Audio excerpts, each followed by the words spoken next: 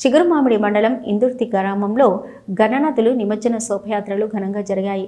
వినాయక నవరాత్రుల్లో భాగంగా ఆలయాలు వివిధ మండపాలలో ప్రతిష్ఠించిన గణేశుడికి ప్రత్యేక పూజలు నిర్వహించి నవరాత్రులు ముగియడంతో భక్తి శ్రద్ధలతో మేళ తాళాల నడుమ స్వామివారిని ఊరేగిస్తూ చిన్నారుల కేరింతలతో పాటలపై నృత్యాలు చేశారు.